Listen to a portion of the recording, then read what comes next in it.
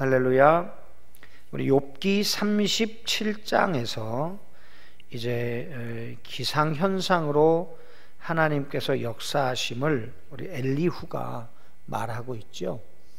그런 가운데 천둥 번개를 통해서 또 하나님의 모습들을 드러내신다, 하나님 하시는 일들을 드러내신다, 이러면서 욥에게 네가 그것을 아느냐, 또 그대가 그렇게 할 수 있느냐 하며 욥에게 이야기합니다. 그때 하나님께서 이제 나타나셔서 욥에게 말씀하시는데, 이런 기상현상들 또는 삼라만상의 현상들을 통해서 말씀하시죠. 그러니까 우리 하나님은 참 뭐라고 표현해야 될까요?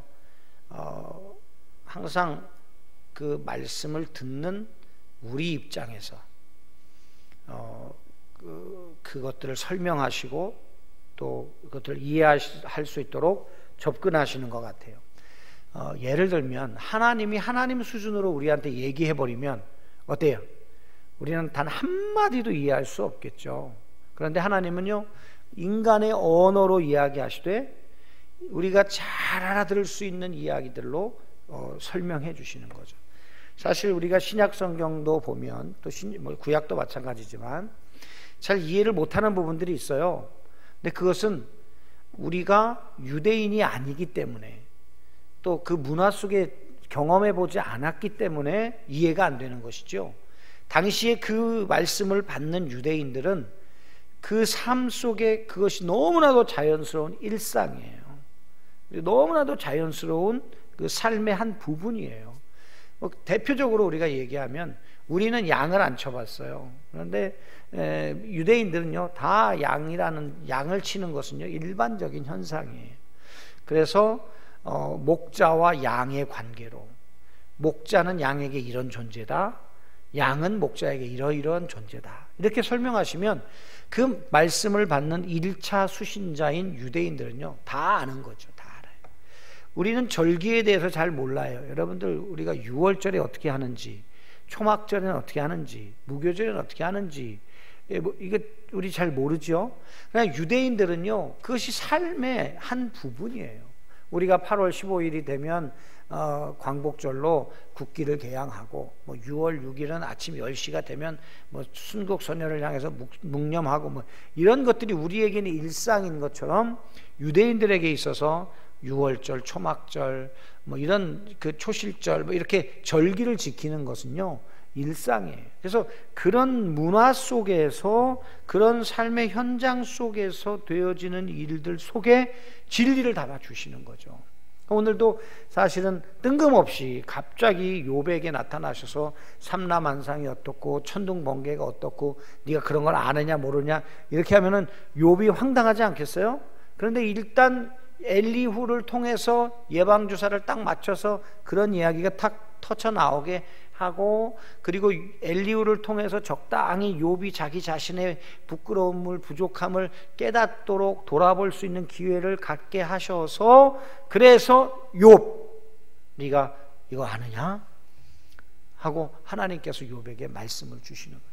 저는 이 욥기 이 마지막 부분을 보면서 정말 하나님은 우리를 사랑하신다, 우리를 배려하신다 하는 것이죠. 우리가 만약에 부모님들이요, 갓난쟁이에게, 아이에게, 어린 아이에게 무엇을 설명해요.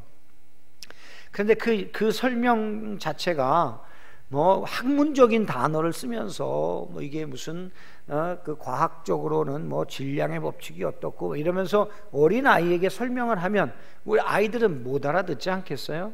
그런데 어른들이 어떻게 해요? 이거는 이게 무게가 이게 요 정도기 때문에 너한테는 위험한 거야, 이거 떨어지면 아야 해, 이렇게 설명을 하면 아이들이 다 이해하는 것처럼요, 우리 하나님께서는요 우리에게 다 알아들을 수 있는 말로 우리에게 말씀을 주시는 거죠.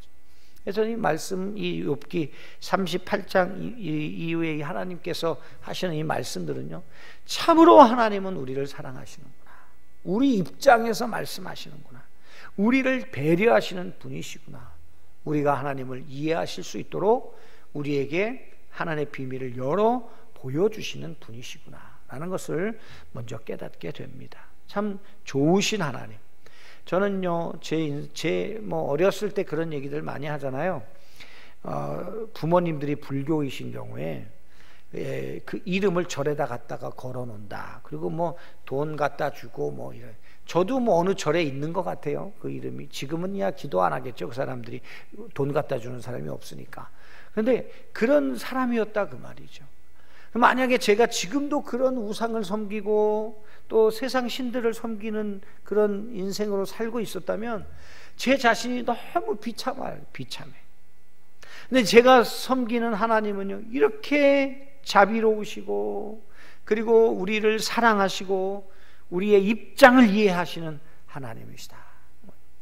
하늘에만 계신 것이 아니라 하늘 보좌를 벗으시고 우리를 구원하시기 위하여 이 세상으로 친히 사람이 되어 내려오시는 하나님, 그분이 예수님이시고요.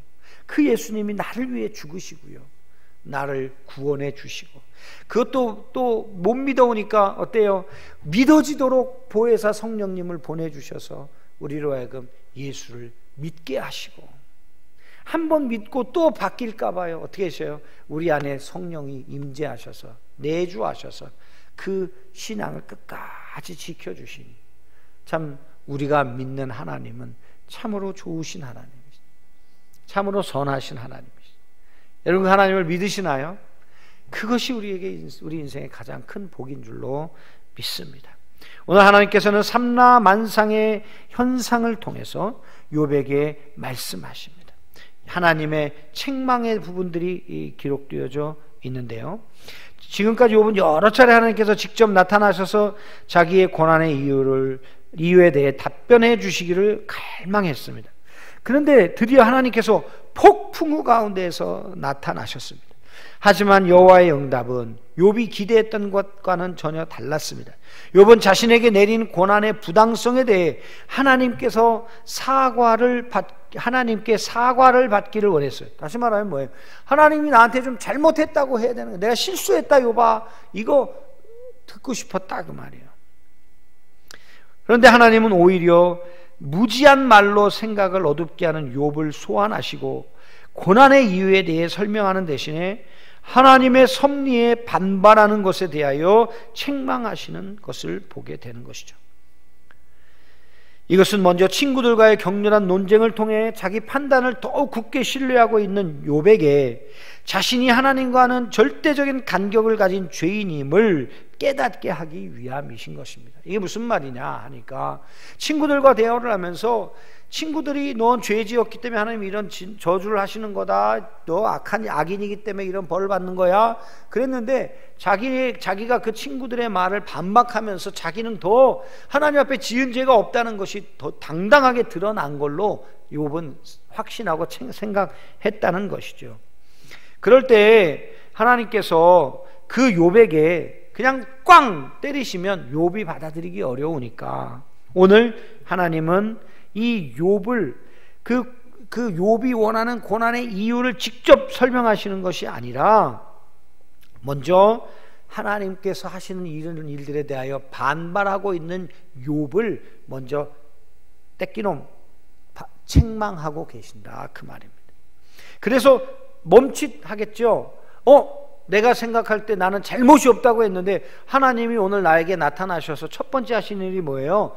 나를 책망하시는구나. 그렇다면 내가 하나님 앞에 뭔가 부족한 사람이구나 라는 것을 깨닫게 되는 것입니다.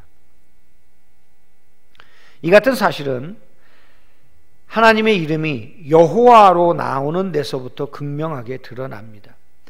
사실 욥과 친구들의 논쟁 과정에서는 하나님의 이름이 여호와라고 기록된 것이 없고요, 엘로힘, 우리나라 성경 번역으로는 하나님이라고 번역된 엘로힘으로만 등장합니다.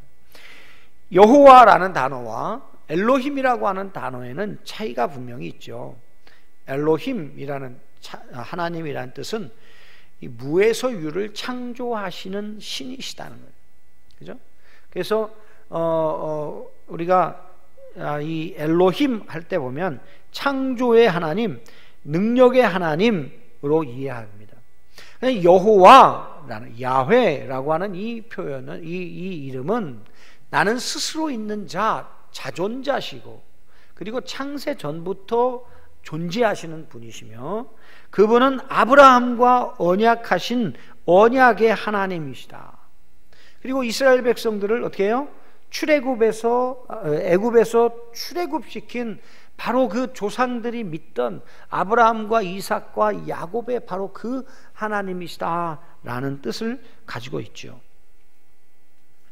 따라서 여호와는 스스로 존재하는 분으로 어떤 변론에 의해서도 비판받을 수 없는 절대적인 입법자시고 통치자시며 또한 그 언약을 우리에게 베풀어서 우리를 구원해 주시는 궁극적인 하나님이시다, 사랑의 하나님이시다 라는 것을 우리에게 말씀해 주고 있는 것입니다. 그렇습니다. 그래서 오늘 1절에 38절 1절에 여호와께서 폭풍우 가운데 이렇게 여호와라는 표현을 사용하고 계신 것이다 라는 것이 해석자들의 의견이라는 것을 알 수 있습니다. 사랑하는 성도 여러분, 하나님 앞에 우리 인생은 참으로 초라하고 보잘것없는 인생입니다. 부끄러운 인생입니다. 그 하나님께서 오늘 우리에게 찾아오셔서 여호와 하나님으로 스스로 존재하시는 정말 자존하시는 또 1.1핵도 오류가 없으시며 완전히 선하신 그리고 우리를 찾아오셔서 우리를 구원하시는 바로 그 구원자이시고 통치자이신 그 하나님, 그 하나님이 바로 저와 여러분이 믿고 섬기는 하나님이신 것을 기억하시기를 바랍니다. 하나님은 땅의 창조, 바다의 창조, 빛의 창조, 바다의 깊이와 땅의 넓이, 또 여명의 원리, 기후의 원리, 천체의 원리와 삼라만상의 운영에 대해 물으면서 욥이 이 세상의 창조와 유지의 원리에 대해 얼마나 알고 무엇을 알 수 있는지 묻고 계십니다. 그 말에 욥은 한마디도 대답하지 못하는 것이죠. 하나님께서 이 같은 질문을 하신 이유는 눈에 보이는 땅과 하늘의 운영 원리에 대해서조차도 한마디도 대답할 수 없는 인생이 그보다 훨씬 심오한 보이지 않는 세계, 곧 하나님의 공의와 심판, 또 구원의 길로서의 대속의 고난 등에 대해서 다 알 수 없다는 것을 확인시켜주는 그런 방법이라고 할 수 있습니다. 이것은 하나님께서 너는 모든 창조의 광경을 볼 만큼 나이가 많으니 한번 대답해 보라고 꼬집어 말씀하시는 데서 잘 나타나죠. 21절 한번 다 같이 봉독하십시다. 21절입니다. 시작. 네가 아마도 알리라. 내가 그때에 태어났으니 너의 횟수가 많음이라. 이렇게 말. 그러니까 야, 욥, 너 나이 좀 먹었다고? 네가 좀 나이 먹었다고 그러는 거야? 그래, 네 나이 많으니까. 그러면 너 한번 내가 창조할 때 너 그때 무슨 일이 있었는지 너 아냐? 물어보는. 참 하나님 입장에서 보면 가소로운 인생 아니겠습니까? 그런 인생이 하나님 앞에서 자기는 죄 없다고, 자기는 잘못 없다고, 하나님이 내게 사과해야 된다고 이렇게 말하는 그 욥을 볼 때 참 하나님이 얼마나 가소로울까 하는 그런 생각을 해보는 것이죠. 한편 이 질문들은 욥이 살던 시대의 사람들에게는 질문 자체도 이해할 수 없었지만 방대한 지식을 가지게 된 현대의 과학자들에게는 그리 답하기 어렵지 않은 것도 있습니다. 뭐 예를 들어서 뭐 오늘 본문에 나오는 것처럼 뭐 빛에 대해서, 바다에 대해서, 또 뭡니까 기후에 대해서, 이런 이야기들은 요즘 과학적으로도 많이 밝혀졌죠. 그러나 그것이 왜 이렇게 나타나는가는 설명할 수 있지만 그것을 그렇게 만들어내는 것은 아직도 불가능한 인간의 부족함이라는 것을 알 수 있는 것이죠. 과학 물리학 교수 중에 알렌 모엔이라는 사람이 이런 이야기를 한 적이 있는 것을 읽어본 적이 있습니다. 하나님께서 현대 과학자들에게 질문한다면 이렇게 말할 것이다 라고 말을 시작합니다. 내가 태초에 공간의 중심을 중성자로 채웠을 때 너는 어디 있었느냐? 중성자의 붕괴는 전자와 양자를 낳고 원소를 생성시키는데 그 중성자 붕괴의 반감기는 누가 정했느냐? 물질은 가속도에 저항할 수 있는 질량 에너지를 어디에서 얻고 또 이처럼 가속에 저항하는 이유는 무엇이냐? 가속 장치를 이용해 이것에 대해 수없이 측정해본 과학자들이여 내게 말해보라. 이렇게 하나님이 말씀하실 것 같다는 거죠. 저는요, 이 문돌이거든요. 문과 출신입니다. 그래서 이게 뭐 중성자며 무슨 뭐 원소가 어떻고 저또 머리가 벌써 아파요. 이 내용 자체가 무슨 내용인지 자체를 잘 이해를 못 하겠어요. 여러분, 참으로 우리 인생은 하나님 앞에 너무나도 볼품없고 부족한 존재. 하나님께서 바람 훅 부시면 훅 날아가 버릴 티끌과도 같은 존재. 하나님께서 우리를 더스트로 만드셨어요. 더스트, 먼지로 만드셨어요. 티끌로 만드셨어요. 우리를 훅 불면 날아가 버릴 그런 존재 아닙니까? 그런 인생은 하나님 앞에 할 수 있는 태도는 오직 하나, 무릎 꿇고 주여 나를 불쌍히 여겨 주옵소서. 주여 나를 긍휼히 여겨 주옵소서. 오늘도 하나님의 긍휼을 구하는 우리 성도님들이 되었으면 참 좋겠습니다. 이것이 우리가 하나님 앞에 은혜를 입는 비결인 줄로 믿습니다. 오늘 하나님께서 욥에게 나타나셔서 질문하시고 책망하시며 욥을 다시 의의 길로 이끌어 가시는 주님의 모습을 우리는 보게 되는 것이죠. 하나님은 선하심, 행하시는 모든 것이 다 선하시기에 우리에게는 때로 이해할 수 없고 우리가 때로 받아들일 수 없는 그 부분이라 할지라도 시간이 지나고 나면 하나님이 이것 때문에 나를 그렇게 다루셨구나 하고 인정하게 될 날이 오게 될 것입니다. 오늘 우리가 이해할 수 없는 이 코로나19의 상황들, 이런 세상에 어려움이 닥쳐오는 이 모든 상황 속에 하나님은 도대체 무엇을 하시는 것입니까? 라고 우리가 반문하고 따져드는 것이 아니라 이럴 때 참으로 하나님은 전능하십니다. 참으로 하나님은 신실하십니다. 참으로 하나님은 진정한 통치자이십니다. 고백하며 주님 앞에 무릎을 꿇고 오늘도 하나님께서 우리에게 아침마다 성실하신 주님의 인자와 자비와 긍휼하심을 베풀어 주기를 간구하는 우리 모든 성도님들이 다 되시기를 주님의 이름으로 축원합니다.